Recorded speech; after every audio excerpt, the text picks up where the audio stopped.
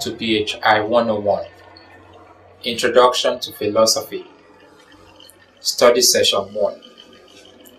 You can't escape philosophy. Introduction. In this study session, we will attempt to clarify what philosophy means by looking first at some of the reasons why a human being cannot escape the endeavor that we call philosophy. Learning outcomes. When you have studied this session, you should be able to 1. Explain why philosophy is related to your life experience. 2.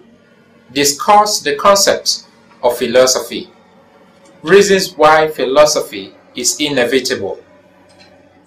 Philosophy as a discipline is usually considered to be a useless and abstract discipline. Others see it as an exclusive upper-class course which is suitable for those who are out of touch with reality.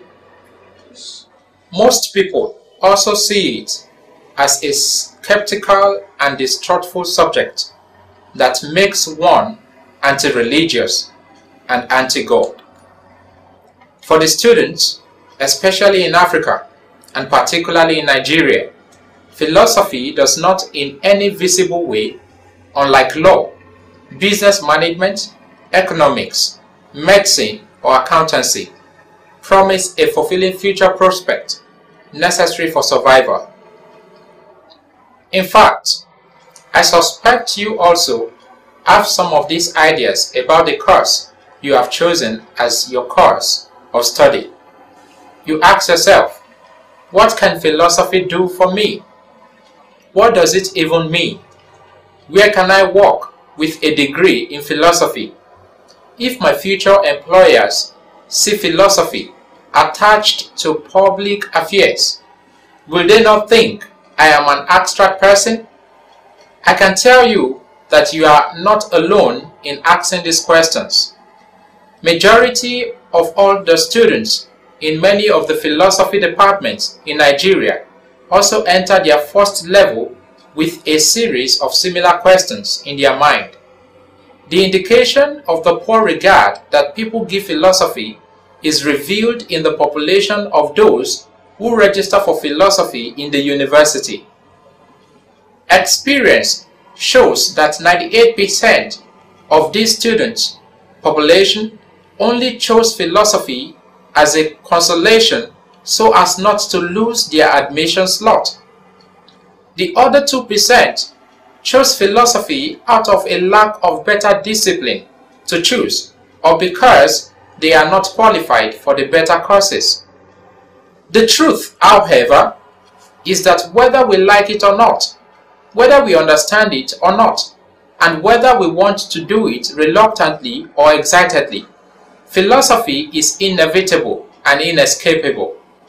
And it is inevitable and inescapable because you are a human person who has been endowed with the faculty to reason and question the world around you and all the circumstances that surround you in that world. According to Plato, one of the greatest of the Western philosophers, philosophy developed out of wonder and curiosity.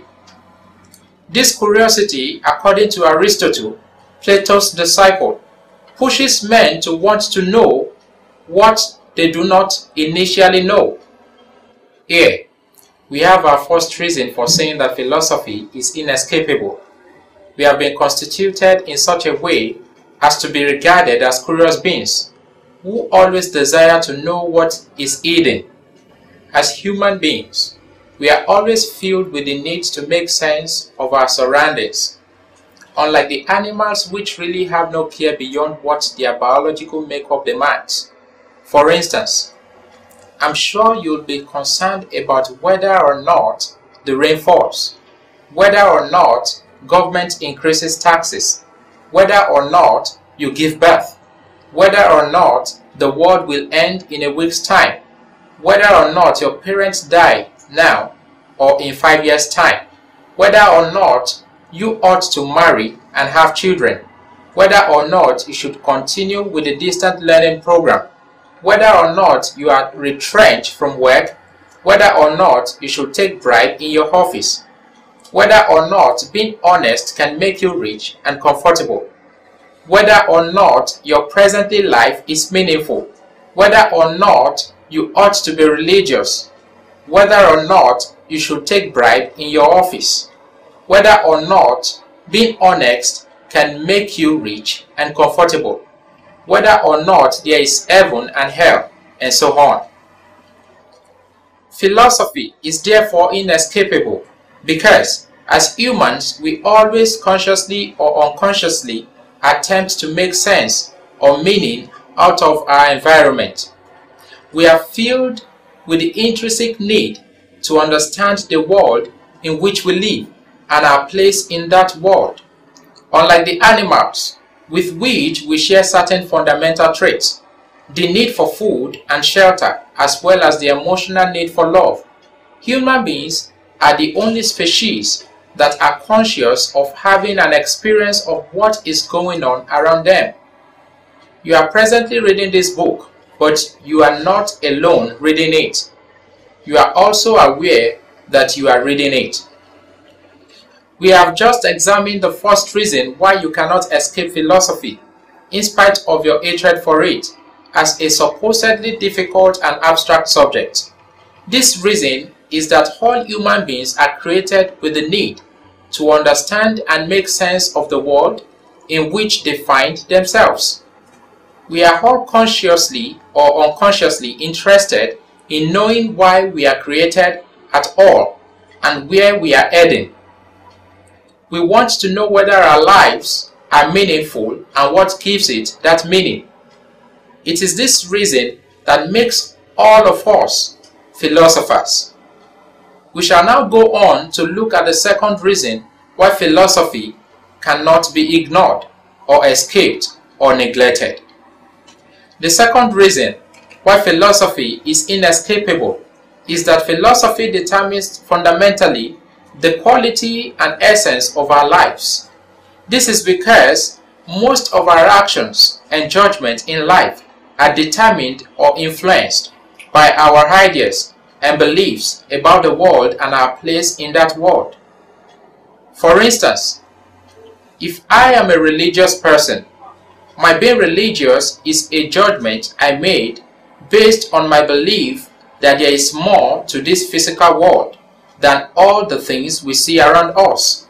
Again, if most of your actions are based on the golden rule, do unto others as you want them do unto you, then you are also acting under the belief that human action can be categorized into either good or bad actions. However, most of the ideas that help us in understanding our place in this world and the meaning of our existence are ideas that are already floating around us. They are ideas that are already diffused into our culture and society. We get them in the beer parlor, from our parents, at the newspaper stand, from our friends, in the bedroom, at the barber shop, from the mechanic workshop, in the school and the hospital, in the school and the hospital, from churches and mosques, and so on. These ideas are at work anytime we express our hopes, fears, values, ideas, ambitions, beliefs, attitude, and so on.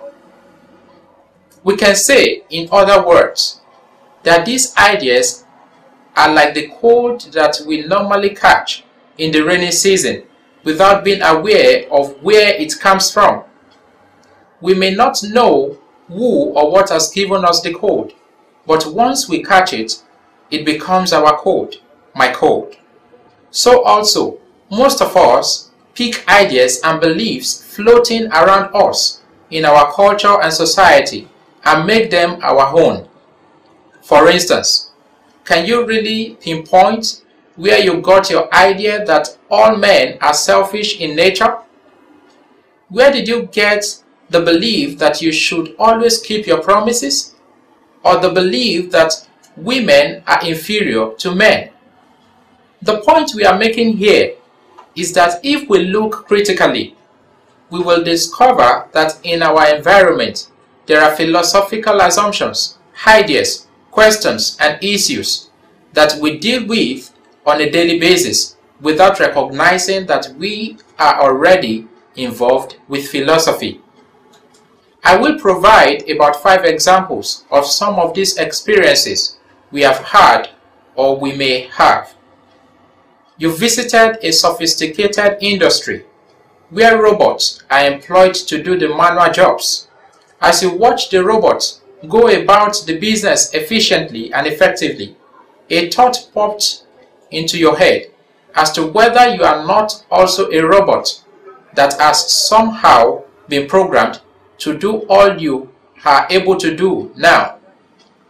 You have just heard that the federal government of Nigeria has increased the pump price of petroleum product again, and that petrol now goes for 100 naira.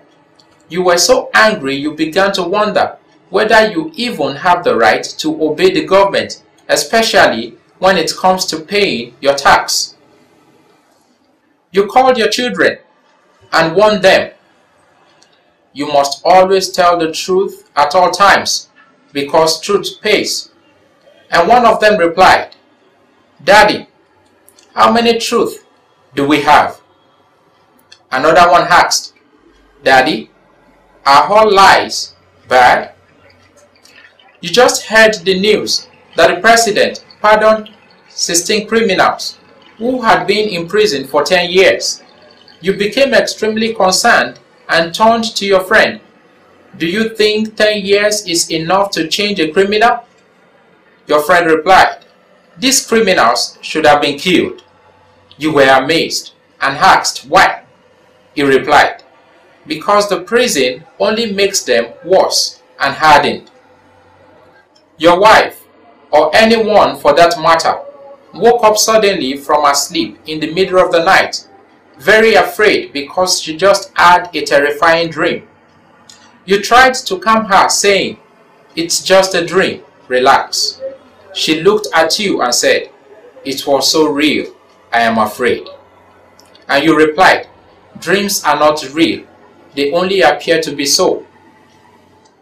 You confessed to your friend one day that the churches and mosques around you are becoming so noisy, you wish there would be a law that prevents them from using speakers outside the place of worship.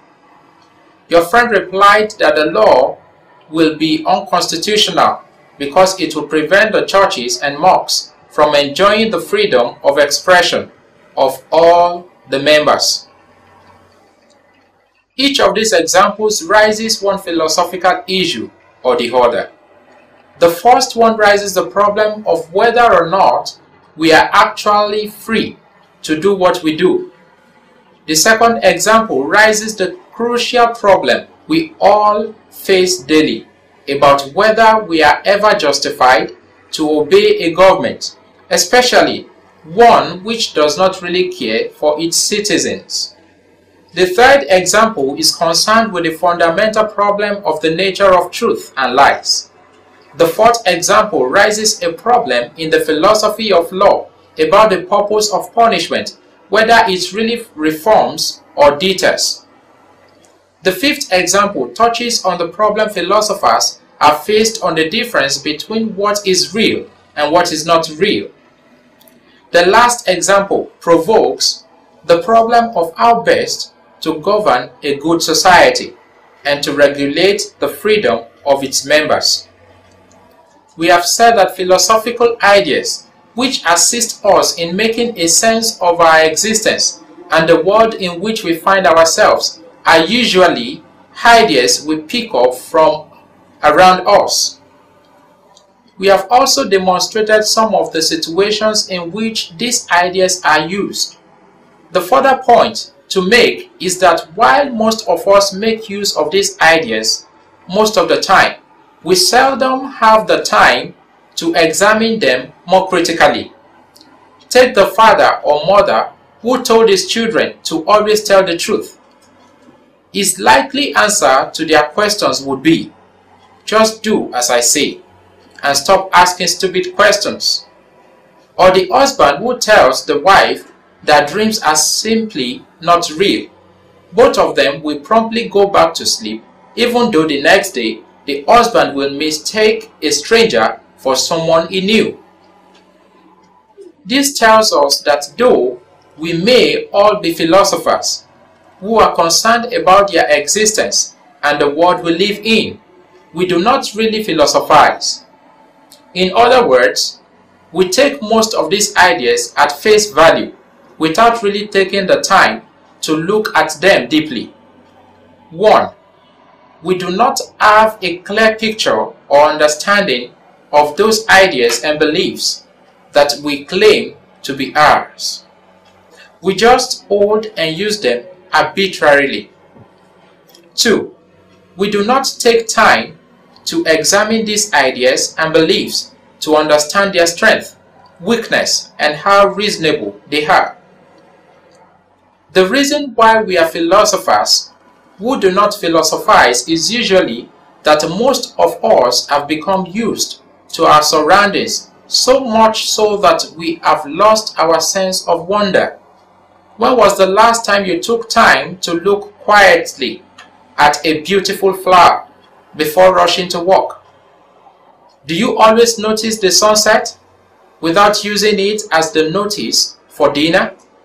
Have you ever taken the time to enjoy a good song or read a very good book? Have you had the time to stare at the birds or go to the beach and gaze at the waters? I'm sure your thought is likely to be, "I don't have the time." If this is your final answer, then you have likely lost that sense of wonder and curiosity that examines and challenges the mystery, drama, beauty, pain, and majesty of our existence. In this case, most of us are lost in our common sense. The concept of philosophy. When a student of philosophy or a professional philosopher is asked the three-lettered question, "What is philosophy?" the standard reply is that philosophy has no simple definition. A student of philosophy may just look at you and expect that the reply should satisfy your curiosity. A professional philosopher may go on to give what will end up being an abstract, obscure, and winding definition, which also have the effect of making you uncomfortably silent. Consider the following definitions. Philosophy is the attempt to understand the universe as a whole. Philosophy is an examination of man's moral responsibilities and social obligations. Philosophy is an effort to fathom out the divine intentions and the place of human beings with reference to these intentions. Philosophy is an effort to ground the enterprise of natural science. Philosophy is the rigorous examination of the origins, extent, and validity of human ideas. Philosophy is an exploration of the place of will or consciousness in the universe. Philosophy is an examination of the values of truth, goodness, and beauty. Philosophy is an effort to codify the rules of human thought in order to promote rationality and extension of clear thinking. These definitions tell us two fundamental things. The first is that philosophers come the discipline from different fields, backgrounds, and experiences, and this fact informs the interest and concerns that they will ultimately reflect upon. The second thing we should know is that though these definitions are vague and indefinite, especially for someone being introduced into his or her first philosophy course, we can deduce one significant fact about philosophy. Philosophy is essentially a reflective or meditative activity on various areas of human experience. For the Greeks, philosophy took its meaning from philosophia, or the love of wisdom. Let us now see how we can arrive at a deeper understanding of the character of philosophy from this basic definition. Let us start with a funny question. If a philosopher is a lover of wisdom, what then is the connection between philosophers and lovers? What comes to your mind? Relationship? The search for the character of philosophy and philosophical understanding can be compared with being in an emotional relationship. When two people get together in a relationship, they are immediately confronted with a whole lot of problems that require their attention if they are going to make a sense out of that relationship and give meaning to it. A successful relationship, therefore, requires that both of them continually work at it to keep up its excitement and explore each other's personality. That relationship will begin to collapse the moment both of them relax and think the relationship has been figured out as something that does not require their input again. A philosopher is also a lover of wisdom, who is always in an ongoing quest to explore new ideas, re-examine old ones, and confront undiscovered dimensions of human experience. We can therefore modify our initial definition of philosophy by seeing it as a reflective or meditative human attempt to systematically and critically study human experience. To see it as a human attempt is to buttress our earlier point in Lecture 1 that we can never escape from philosophy. This is because the fundamental ideas by which we make meaning of our existence in this world are always in need of modification, justification, evaluation, and improvement. As we said in the first session of this study session, most of us can be characterized as philosophers, but we really don't philosophize. This is because most of us have lost our sense of wonder and curiosity about our existence and the mystery of what surrounds us. It is very easy for us, for instance, to use the word philosophy in so many situations without really understanding what is required of us. For example, if you are a shop owner or a business person, you might say that your philosophy of business is never trust a person who comes to you for credit. For you were the chief executive officer of a firm. If you were the chief executive officer of a firm, your corporate philosophy might be to provide reliable products with good service. If you were a lawyer or a police officer, your working philosophy might be, without law, there can be no liberty. If you were a football lover, your sporting philosophy might be, winning is not the most important thing, it's the only thing. If you were a housewife or a husband, your matrimonial philosophy might be, my wife, my husband, or nobody else. The use of philosophy in the examples above refer to a general outlook, a policy or a principle that most of us hold as a guide to what we do or who we are. There is an important sense in which philosophy can be seen this way.